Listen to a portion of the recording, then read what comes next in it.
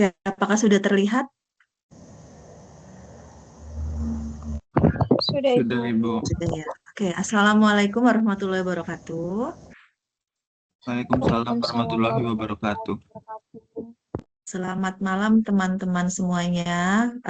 Bertemu kembali ya dengan saya di kelas algoritma dan pemrograman untuk kode STSI 4102301. Dan pada malam hari ini merupakan pertemuan tatap maya kita yang terakhir ya untuk web 4 gitu ya. Jadi eh, ini kita nggak ketemu lagi nih ya di minggu-minggu selanjutnya ya. Nanti mungkin ketemunya di mata kuliah yang lain ya insya Allah.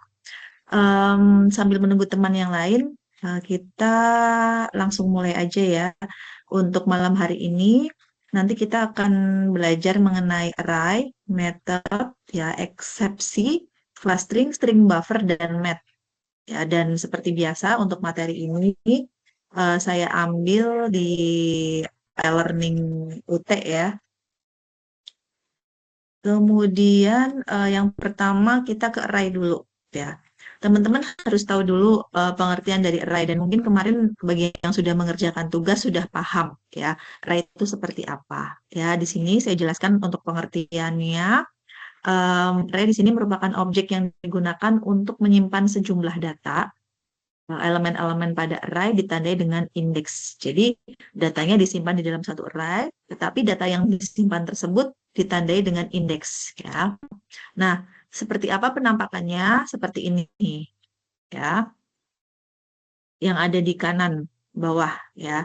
Di sini poin penting di array pada Java itu yang pertama pada Java semua array itu dialokasikan secara dinamis. Ukuran array itu ditentukan saat program berjalan ya dan bukan pada saat program ditulis.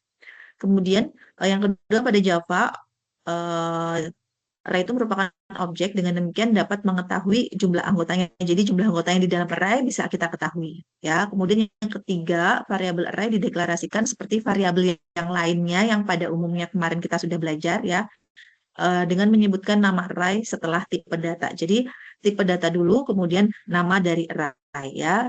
Konsepnya sama seperti kita memberikan tipe data pada variabel. Kemudian yang keempat, indeks pada array dimulai dari angka 0, ya, bukan 1 tapi dimulai dari 0. Kemudian pada Java, array dibuat statik ya, variabel lokal atau menjadi parameter pada sebuah metode ya. Nah, eh, seperti apa untuk formatnya? Di sini teman-teman bisa lihat ya di Java ya tadi ya. Di sini ada tipe data dulu ya, integer ya. Kemudian diikuti dengan nama array. Ya, di sini dikasih nama array lokal dan data yang terisi di array lokal ini ada data 1, 2, 3. Ya, jadi ada 3 data. Ya. Nah, untuk lebih jelasnya lagi, di sini ada ilustrasi array di mana di sini terdapat 5 data, ya, data 10, 5, 7, 3, dan 1. Ya, terdapat 5 data, panjang array-nya adalah 5, di mana indeks pertamanya itu 0 ya. 0 itu digunakan untuk menyimpan data 10 ya, angka 10. Kemudian indeks terakhirnya adalah 4 di mana untuk menyimpan data angka 1. Ini dinamakan dengan indeks array gitu ya. Jadi 0, 1, 2, 3, 4 itu merupakan indeks array di mana indeks-indeks tersebut ini digunakan untuk menyimpan data-data yang ada gitu ya. Kemudian array juga ada bermacam-macam ya. Yang pertama ada array satu dimensi. Untuk contohnya misalnya di sini ada array chars ya, di mana tipe datanya adalah string. Kenapa string? Karena akan memuat data dalam bentuk ini ya, string ya, dalam bentuk kata-kata. Ada merek mobil Volvo, BMW, Ford, dan Mazda. Nah, kemudian contoh lagi, ketika untuk menyimpan angka, maka tipe datanya integer, kemudian variabel mainam, ya, atau menu, kemudian di sini ada banyak data ya, ada 10, 20, 30, dan 40. Sebenarnya konsepnya sama seperti variabel ya, cuman kalau variabel itu hanya bisa menampung satu data ya, tetapi array itu bisa ini ya, bisa menampung banyak data ya, untuk array bisa menampung banyak data. Kemudian contoh ya penggunaan array dimensi atau array satu dimensi ya pada Java kita lihat ya di sini nih. Di sini ada array integer ya di sini eh, ininya tipe datanya adalah integer ya. Kemudian di sini kita lihat array int ini ya dimulai untuk indeks ke nolnya dia menyimpan angka 5 ya. Kemudian untuk indeks satunya menyimpan angka 7 ya. Kemudian di sini diminta ditampilkan indeks ke 0 dan ke 1, maka tampilannya seperti yang teman-teman lihat di sini yang nampak adalah 5 dan 7 ya. Kemudian contoh lagi jika string ya, maka akan dituliskan seperti ini. Kemudian di sini ditampilkan ini ya, ditampilkan sistem out print, ditampilkan indeks ke 0, ke 1 dan kedua. Maka dari itu akan muncul sesuai dengan data yang ada di ini ya, coding sebelumnya ini ya, ada pada array yaitu mobil, motor dan beca. Nah, kalau tadi satu dimensi, sekarang array multidimensi. Merupakan array yang memiliki lebih dari satu dimensi. Deklarasinya hampir sama, di mana pembedanya adalah dimensinya. Ya, misal di sini dua dimensi, ya. Kita lihat dua dimensi, kita lihat di sini dijadikan tabel ya. Misal kalau tadi cuma satu baris, ini ada beberapa baris ya, di mana ada kolom array ya atau kolom indeks ya. Kemudian ada baris array atau baris indeks ya. Datanya ini ada misal kolom indeks ke 0, baris ke 0, berarti datanya 2. Indeks ke 1, kemudian baris ke 1 berarti datanya 60. Ya, jadi dalam bentuk baris dan kolom untuk array multidimensi. Kemudian contoh penerapannya seperti ini ya, dideklarasikan dulu integer ya karena menyimpan angka, kemudian datanya diinisiasi atau diisikan, kemudian ditampilkan ini untuk menampilkan ininya ya, tulisannya tampilkan array dua dimensi garis putus-putus. Nah, ini menampilkan ini ya, kolom-kolom yang ada di sini ya. Nah, kemudian em, untuk menampilkan isinya seperti apa? Nah, menampilkan isi array yang bentuknya dua dimensi di sini menggunakan perulangan for, di mana di sini ada variabel i ya sama dengan 0. Kemudian i-nya itu nanti berhenti dikurang dari 3, berarti dia melakukan perulangan sebanyak 3 kali ya. Dimulai dari 0, 1, dan 2. Ya, berarti 3 kali ya. I plus plus itu mengulang ya, seperti yang sudah materi yang sudah kita pelajari kemarin. Kemudian di sini karena ini dua dimensi berarti ada J-nya. Nah, J-nya itu juga sama dimulai dari 0 dan berakhir di sebelum angka 3. Dan dia akan mengulang sebanyak 3 kali. Ya, akhirnya akan muncul output yang seperti di sebelah kanan ya, sama persis ya angka-angkanya. Jadi di sini hanya menampilkan ya. Kemudian kalau tadi array, sekarang teman-teman belajar method ya. Metode itu merupakan sekumpulan instruksi yang dikelompokkan bersama untuk melakukan tugas tertentu. Ya, kalau tadi array untuk menyimpan data dalam bentuk indeks, ya, kemudian array itu bisa ini ya bisa dilakukan atau bisa diberikan fungsi metode. Ya, nah di sini contoh penulisannya seperti ini. Ya, ada public class, my class, kemudian static void, my method. Ya. Nah, contoh penerapannya, nah di sini ya di static void my method.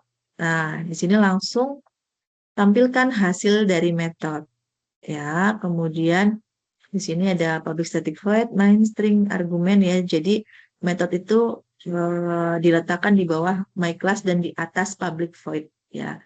Nah, kemudian my method ini tanda kurung seperti ini itu dipanggil ya. Dipanggil apanya yang dipanggil? Yang dipanggil adalah output ini yang mau ditampilkan. Nah, berarti hasil dari metode ya yang ditampilkan ini dipanggil lagi. Nah, ini untuk memanggil metode menggunakan my method kemudian kurung buka kurung tutup gitu ya, dipanggil. Jika tidak ada ini ya berarti tidak akan bisa muncul output yang seperti ini ya karena tidak mengenali ya, tidak dipanggil seperti itu.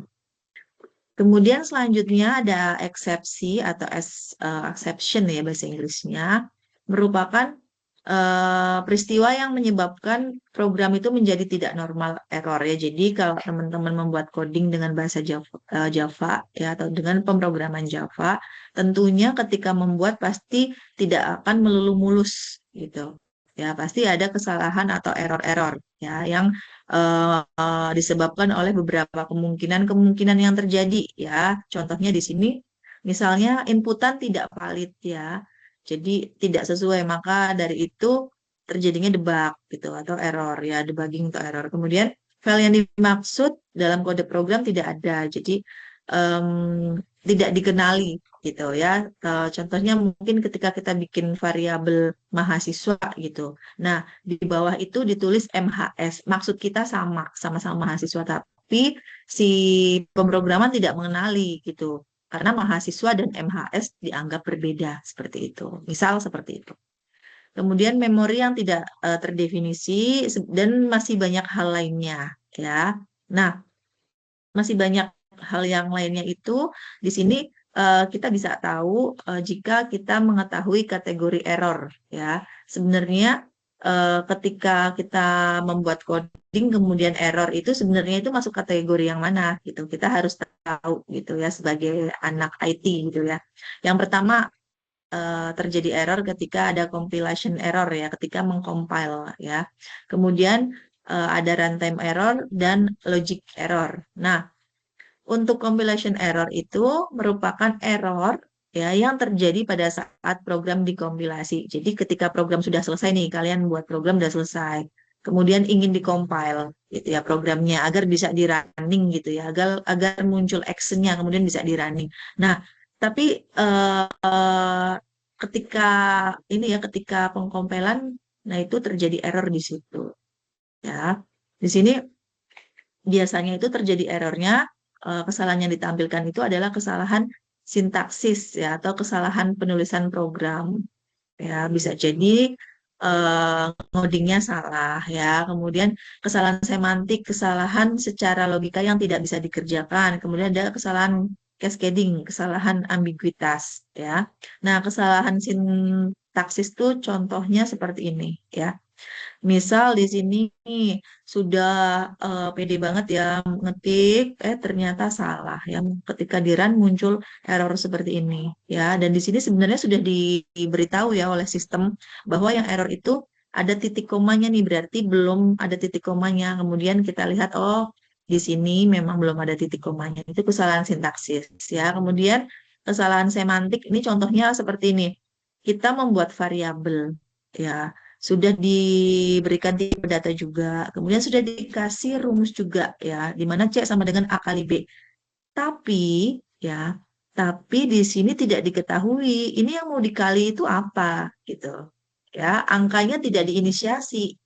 Ya, jadi bingung nih ya, A kali B, apa yang mau saya tampilkan gitu ya. Karena tidak ada angka untuk sebagai pembanding, sebagai operan gitu ya. Nah, maka dari itu akan muncul error seperti ini ya. Nah, misalnya ini untuk bisa coding ini sesuai dengan fungsinya dan menghasilkan output ya, berarti harus ada inisiasi. Berarti selain diberikan tipe data harus dikasih nilai. Misal A sama dengan 2, B sama dengan 5. Nah, jika dikalikan maka hasilnya 10 ya. Dan 10 itu akan ditampung di dalam variabel C. Kemudian ketika dicetak C-nya akan tampil outputnya akan tampil 10 seperti itu. Selanjutnya adalah kesalahan cascading, adalah kesalahan ambiguitas. Sebenarnya itu udah benar ya, cuman mungkin ketika melakukan coding ya, misalnya harusnya for, jadi kurang huruf gitu. Ya, walaupun kurang huruf satu ya, si program itu si sistem tidak akan bisa mengenali gitu. Ya, ini for apa gitu ya. Karena sistem itu bukan manusia. Kalau manusia kurang dikit-dikit nggak apa-apa lah gitu ya tapi kalau sistem ya for harus FOR nggak ada FO gitu. Selanjutnya kesalahan runtime error jadi kesalahan yang ditampilkan pada saat mengkompilasi program ya dan kesalahan yang terjadi pada saat program sudah dioperasikan kan. Jadi ketika mengcompile, nah itu terjadi error di situ. Selanjutnya logic error, jadi kesalahan yang lolos dari sintak. Jadi ketika kita em, mengcoding ya, itu nggak ada yang salah, titik komanya benar ya, dan programnya pun sukses dikompilasi, tetapi tidak ada output gitu ya. Outputnya itu mohon maaf, akan tetapi outputnya itu tidak sesuai dengan keinginan ya. Misal nih contohnya 2 plus 2 harusnya 4. Nah, di sini harusnya A-nya sama dengan 4, tetapi di situ hasilnya 1 ya. Nah, berarti adanya kesalahan dalam menuliskan rumus gitu ya, karena hasilnya bukan 4 tapi hasilnya 1 seperti itu. Nah, sebenarnya untuk mencegah atau mengantisipasi ya adanya error tadi atau kesalahan-kesalahan tadi, sebenarnya kita bisa menggunakan try-catch gitu ya, untuk mengantisipasi kesalahan atau kita itu bisa melihat sebenarnya blok mana, karena kan kalau coding cuman sedikit nggak masalah, kita bisa nyari, tapi kalau sudah kita membuat mendevelop sistem yang sistemnya itu besar gitu ya, sistemnya itu sudah modulnya sudah banyak ya, kita itu mau nyari-nyari itu susah gitu ya. Nah, langkahnya adalah apa ya? Untuk mencari errornya susah. Langkahnya dengan mencoba membuat penanganan kesalahan yang namanya try-catch gitu ya.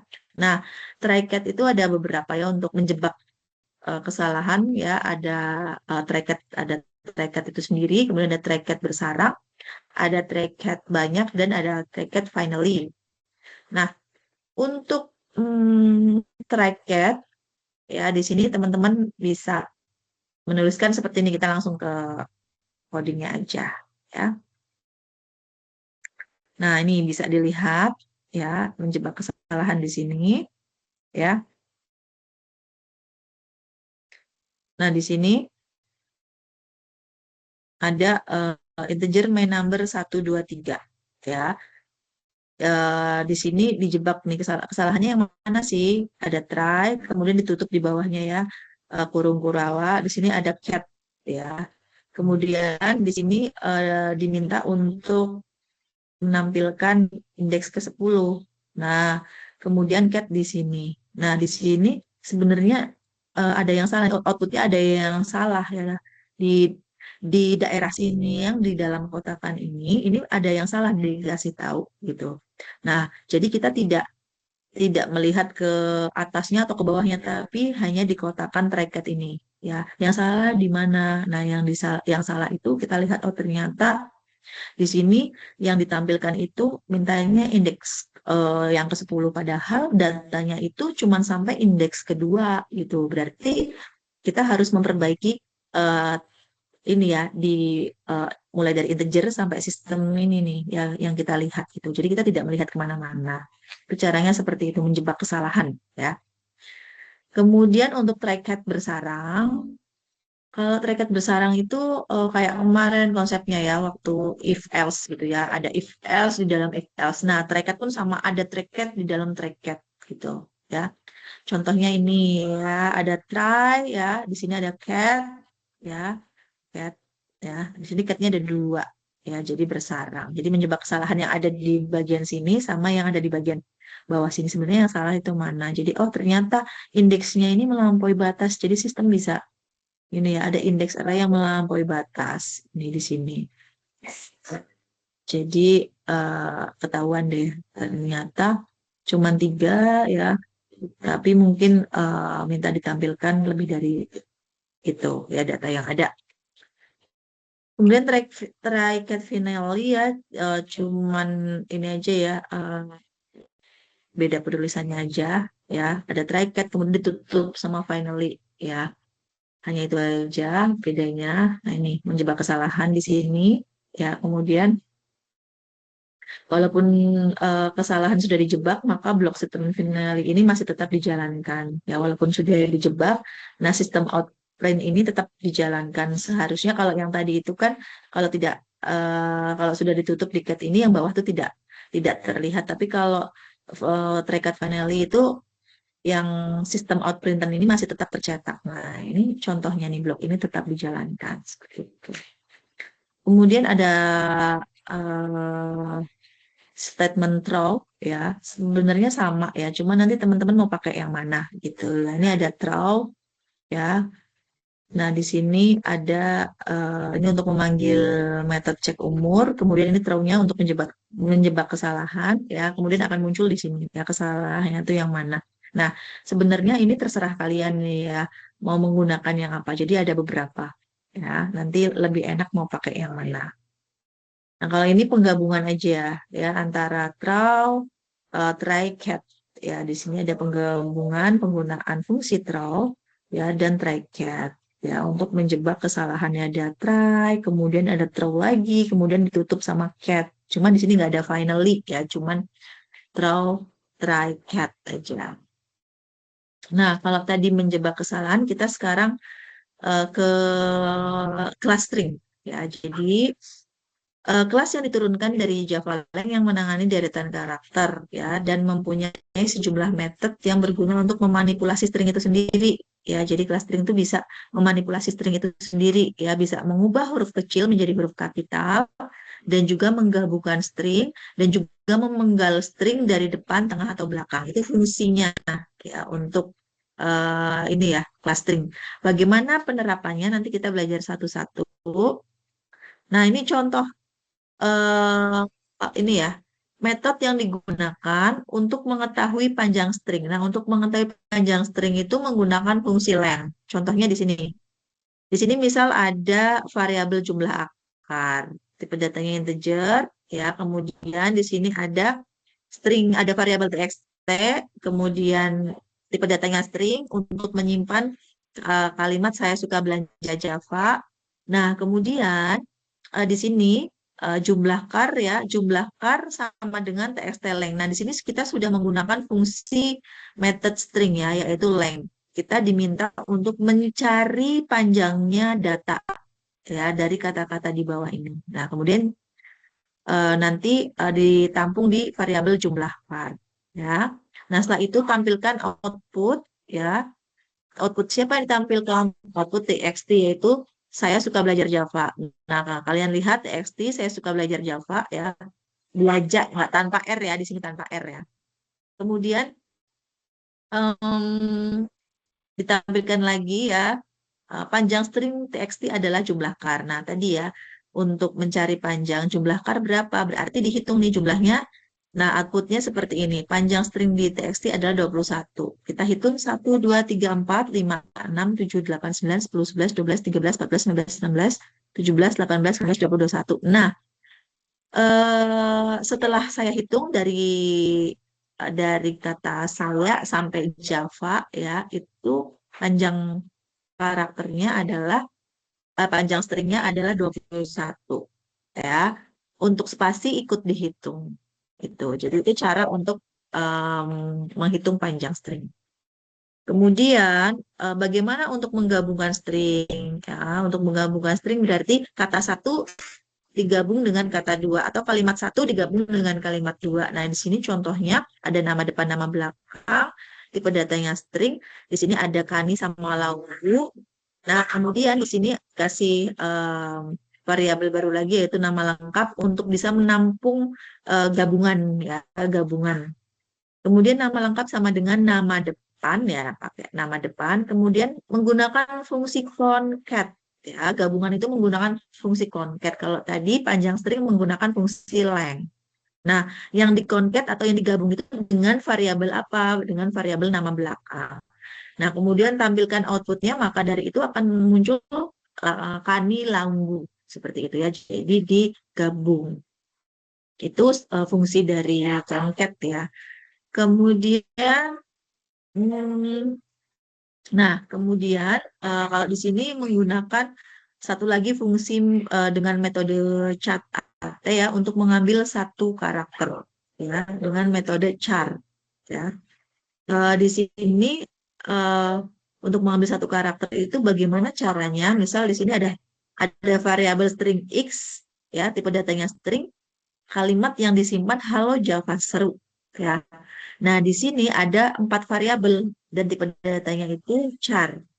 Kemudian di sini ada string X ya, string X itu tadi ya variabel dari sini ya. Jadi untuk bisa dikenali harus dipanggil dulu variabelnya ya. Ini yang mau diambil itu em, punyanya siapa sih? Punyanya variabel yang mana? Oh, ternyata string X. Jadi di sini dipasang string X. Jadi dia mengenali ya, jangan langsung chart char AT itu jangan langsung seperti itu. Berarti string X titik chart AT5 berarti indeks kelima yang mau diambil ya.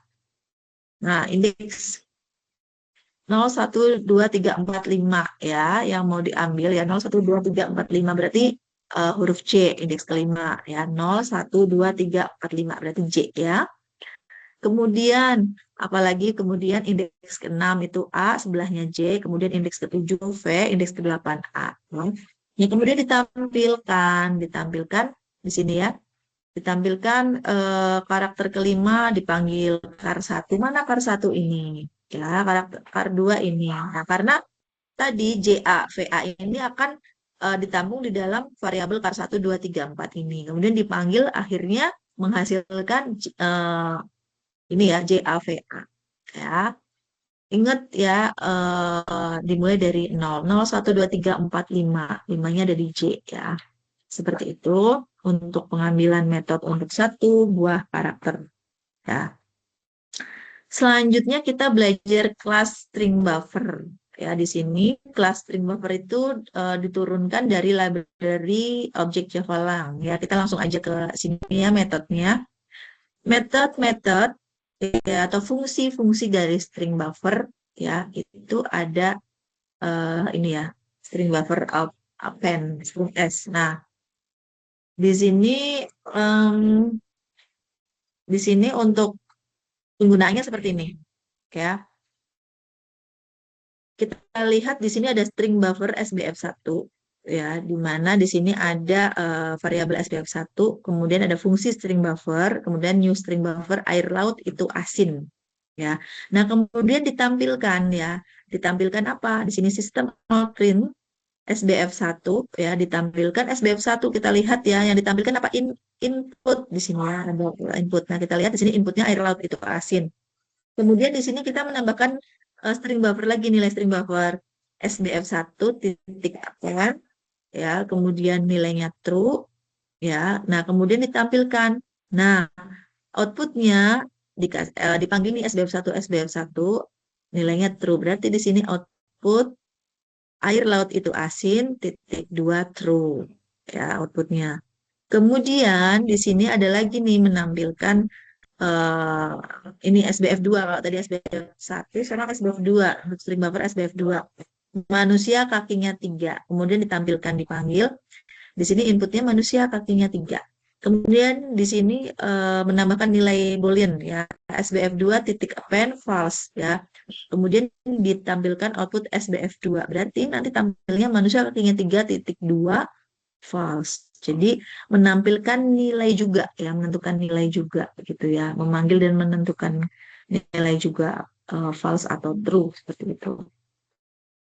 Itu untuk string buffer append ya. Sekarang kita ke insert ya. Jadi insert itu menyisipkan string ya. Di sini nanti penulisannya public string buffer insert kemudian integer offset string s ya.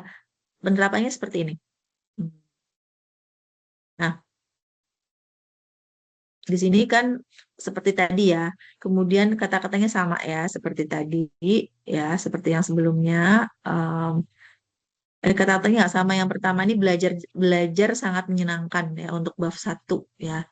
Kemudian bab 2 itu Java ya untuk bab 2 variabel bab 2. Kemudian ditampilkan sebelum proses insert, kemudian dipanggil bab 1-nya belajar sangat menyenangkan, kemudian ditampilkan belajar sangat insert ke 1 belajar Java sangat menyenangkan ya. Berarti di sini ini ditampilkan untuk ininya ya. Untuk insertnya tadi kan cuma belajar sangat menyenangkan ditambahkan Java. Nah, dari mana penambahan itu dari ini? Dari coding yang ini ya, bab 1 insert 8 ya, berarti dia akan diselipkan di indeks ke-8 ya. Indeks ke-8 itu berarti kita hitung 0, 1, 2, 3, 4, 5, 6, 7, 8. Berarti setelah R spasi, kemudian baru dituliskan, diselipkan kata Java di situ, JAVA. Ya, maka dari itu akan muncul di sini belajar Java sangat menyenangkan, bukan lagi belajar sangat menyenangkan. Ya. Kemudian ditambahkan lagi nih, biar di belakangnya dikasih angka sekali. Ya, di sini insert kedua ya, yang diinsert adalah sekali di indeks kedua. Berarti indeks kedua dihitung, ternyata indeks kedua itu ada di belakang menyenangkan.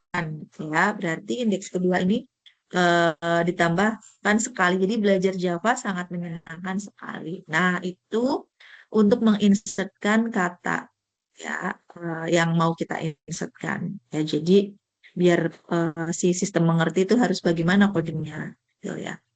Kalau tadi menyisipkan, sekarang kita mengganti atau menimpa ya dengan replace. Nah, kita langsung ke sini aja ya. Di sini sama seperti tadi ya, saya suka belajar Java gitu ya, konsepnya sama, cuman di sini bedanya ini, di sini SBF-nya itu ini ya, diganti replace. Yang di replace tuh di indeks berapa? Di indeks ke-5 sama 9. Indeks ke-5 sampai dengan 9 itu diganti kata senang. Kita lihat indeks ke-5 tuh mana? Kita hitung 0, 1, 2, 3, 4, 5 ya. Nah, senang itu habis 5, 6, 7, 8, 9 ya, diganti menjadi senang. Nah, berarti suka itu, kata suka ya, akan tertimpa atau terganti ya. Outputnya yang tadinya saya suka belajar Java menjadi saya senang belajar Java ya. Itu ya, tertimpa oleh senang. Kemudian kalau ada replace ada juga delete ya. Kalau delete berarti tidak mengganti, tidak menimpa, tapi menghilangkan atau menghapus. Contohnya di sini, misal saya senang belajar Java, G-nya kebanyakan ya. Kemudian ditampilkan, kemudian fungsinya diterapkan di sini, delete. Yang di delete mana? Di indeks ke-11 dan ke-13 dihitung di sini indeks ke-11. Benar nggak indeks ke-11? Bu, saya misal tidak mau 11 dan 13, boleh yang lain, tapi nanti yang dihapus tuh bukan G-nya ya, tapi mungkin tergantung nanti kalian tuh akan ini akan menuliskan indeks keberapa di sini. Ya, ini kalau ini yang mau dihapus angka G-nya double itu ya, triple malah ya. Yang dihapus di 11 sama 13. Jadi akan muncul saya senang belajar Java seperti itu. Kemudian, nah sekarang metode reverse atau kebalikan ya. Untuk menampilkan misalnya di sini saya senang belajar Java akan menjadi katanya yang dibalik seperti ini.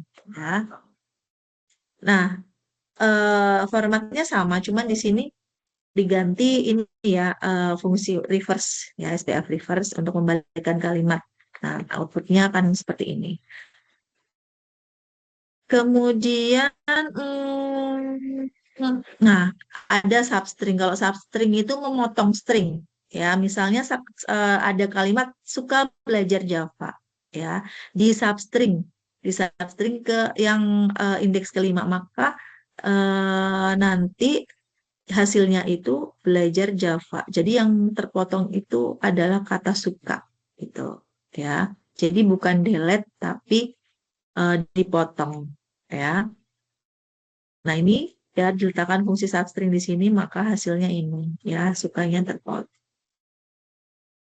Nah, selanjutnya kita ke classmate. Ya, classmate ini merupakan turunan dari Javalang, berisi metode untuk melakukan operasi numerik dasar seperti trigonometri, logaritma, akar kuadrat, bahkan eksponensial sekalipun. Jadi, fungsi ini digunakan untuk ini ya, untuk materi matematika ya. Yang mungkin teman-teman pernah pelajari ya, ada trigonometri, kemudian logaritma. Nah, itu untuk menampilkan itu ya, angka-angka tersebut ya. Di sini misal ada metode ABS ya, untuk mengembalikan atau menghasilkan nilai mutlak absolut ya. Contohnya seperti ini ya. Di sini ada dua variabel X dan Y, tipe datanya double, sudah di ini ya, tuliskan untuk datanya, kemudian di sini ditampilkan. Yang ditampilkan apa? Met ABSXY. Jadi nilai absolutnya ditampilkan di sini ya. Nah, ini outputnya. Jadi sama ya, menampilkan nilai absolut. Kemudian sedangkan metode max untuk mengembalikan nilai terbesar. Nah, contohnya seperti ini nih ya.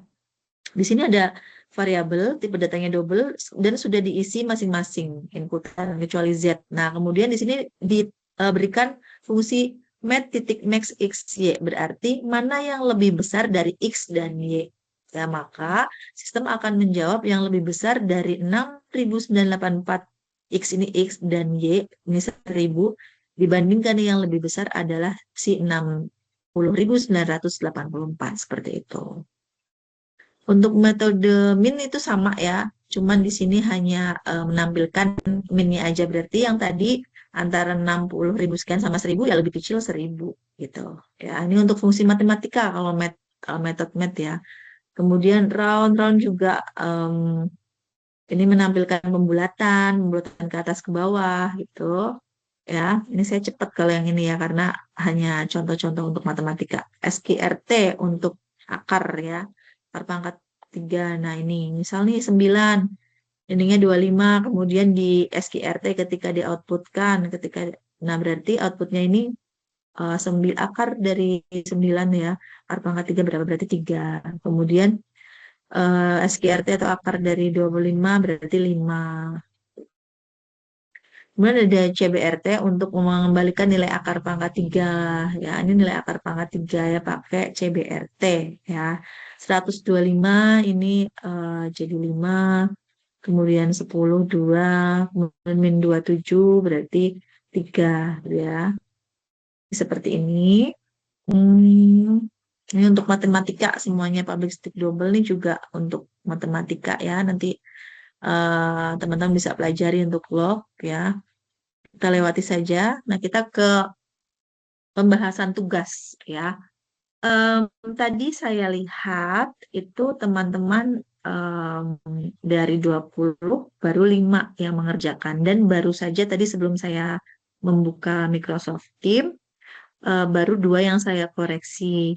Ya, saya mengkoreksi 2 yang lainnya belum upload ya. Nanti mudah-mudahan setelah ini teman-teman bisa mengupload tugas ya, jangan sampai telat dan diusahakan itu sebenarnya di awal-awal agar bisa direvisi kalau ada kekurangan gitu karena saya sebagai tutor juga memberikan kesempatan buat teman-teman untuk memaksimalkan nilai seperti itu. Jadi kalau mepet misal besok deadline kemudian baru dikerjakan malamnya, nah saya kan baru bisa ngoreksi besoknya. Jadi teman-teman kasihan nanti tidak ini ya tidak punya kesempatan untuk memaksimalkan nilai, memperbaiki atau merevisi gitu. Itu saya ingatkan saja ya.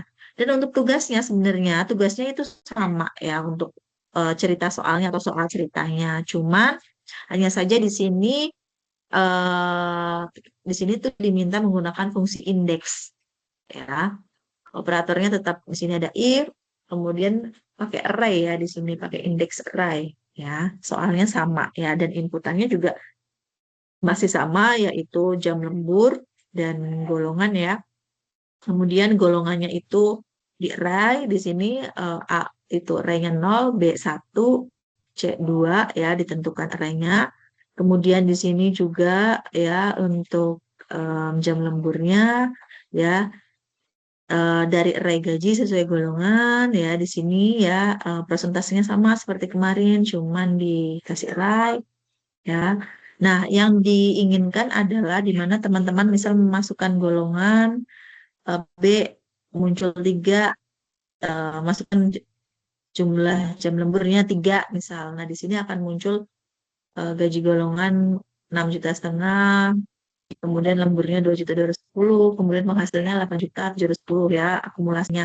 Nah, sebenarnya sama outputnya seperti kemarin yang diinginkan, cuma bedanya di codingnya ya. Codingnya di sini sudah memakai array gaji sesuai golongan. Nah, ini gaji golongan, tipe datanya integer. Nah, gajinya itu sudah ditumpuk seperti ini ya, dimasukkan di deret seperti ini 5 juta, 6,5 juta, 9,5 juta.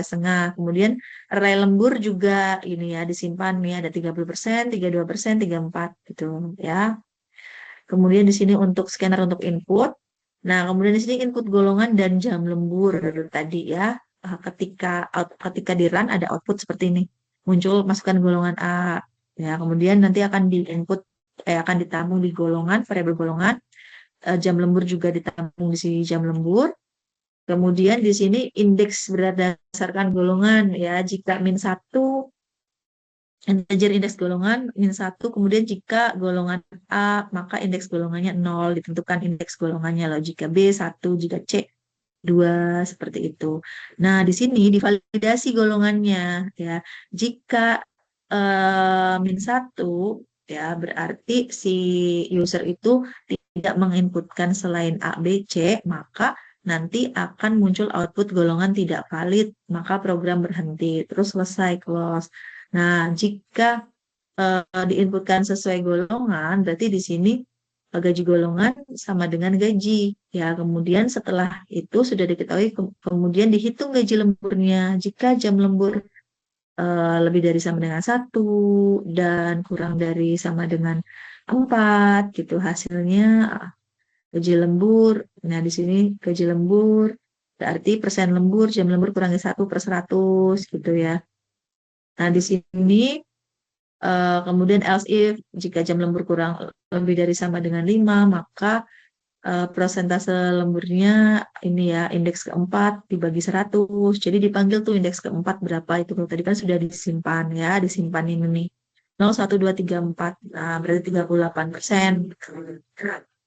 Kemudian setelah sudah diketahui ya untuk lemburnya, maka kemudian dihitung total gajinya. Ya, total gajinya sama dengan gaji golongan ya, gaji ditambah gaji lembur. Ya, kemudian setelah semuanya sudah terhitung, sudah terakumulasi, kemudian ditampilkan nih ya, golongan gaji. Berarti gajinya berapa ya, untuk golongan berapa di sini. Kemudian jam lemburnya ya, kemudian total gaji keseluruhan. Kemudian setelah itu selesai ya, input close ya. Nah, itu pembahasan dari tugas 3 ya. Saya izin share ini ya, SS dulu ya. Sebentar ya teman-teman ya, tak SS dulu. Nah, itu pembahasan dari tugas 3 ya, dan tugas 3 merupakan tugas terakhir. Dan saya mengingatkan juga untuk teman-teman untuk mengisi angket kuesioner untuk evaluasi tutor ya. Linknya itu sudah ada di e-learning. Kalau nggak salah itu di di aktivitas belajar 14 kalau nggak salah ya. Silakan teman-teman bisa mengisi angket ya. Dan di situ juga sudah dijelaskan bahwa ketika kalian mengisi itu tidak berpengaruh terhadap nilai kalian gitu. Ya, jadi silakan diisi untuk bisa mencapai ini ya, kebaikan semuanya gitu ya, untuk bisa mengevaluasi tutor-tutor yang ada seperti itu. Oke, mungkin saya satu-satu nih ya, Mas Sodik Purnomo Aji ada. Ada Ibu. Oke, bagaimana sudah dikerjakan Mas tugasnya? Alhamdulillah sudah Bu. Sudah selesai semua. Alhamdulillah. Dapat berapa Mas Sodik? Alhamdulillah dapat 100. Terima kasih Bu. Oh iya ya, syukur ya. Berarti lengkap dengan video ya kalau 100 ya. Iya. Oke, terima kasih. Mbak Safira, bagaimana Mbak Safira? Apakah sudah? Udah Ibu. Oh, belum Ibu. Maaf Ibu. Belum. Belum ya? Ya nanti Ya. setelah ini coba dikerjakan ya. Jangan lupa dikerjakan, dilengkapi dengan video beserta penjelasannya. Kemudian itu ya diusahakan sesuai yang diperintahkan, jika di sini di mata kuliah algoritma dan pemrograman menggunakan bahasa pemrograman Java, berarti teman-teman juga harus pakai Java gitu ya.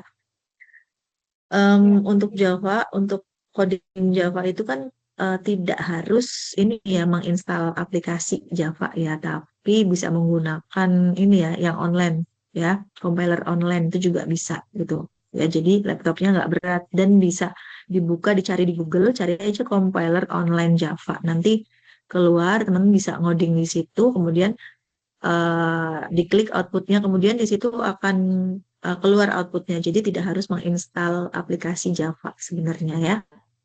Kemudian Mas Ivandi ini kayaknya tadi baru saya koreksi ya.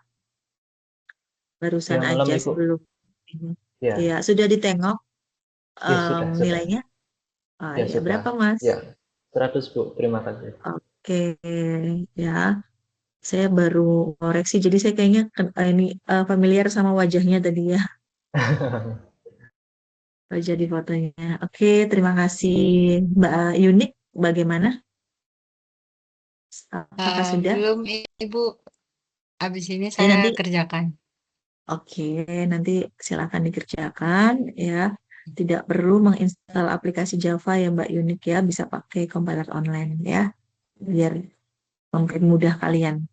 Tuh, Baik kasih Ibu, terima kasih. ya. Kemudian Mbak Fadia ada. Mbak Fadia apakah sudah? Mbak Fadia mungkin tidak terdengar ya. Mas Billy, Mas Billy ada? Oke, hadir Ibu Mau sedang di komputer, tidak ada webcam dan mic. Ya, oke, nggak apa-apa Mas Billy. Sudah upload tugasnya Mas Billy? Sudah belum? Oke, nanti bisa di-upload ya. Oke, mungkin untuk malam hari ini bisa eh, sekian ya. Oh iya, iya. Oke, oke Mas Billy, oke. Aku hadir. Oh iya, Mbak Fadil, Fadia, bagaimana? Tugasnya sudah di-upload? Belum Ibu tugasnya. Oke, nanti setelah ini tolong diupload ya, biar segera saya koreksi. Jadi kalau ada revisi, bisa diperbaiki ya. Ya, Ibu.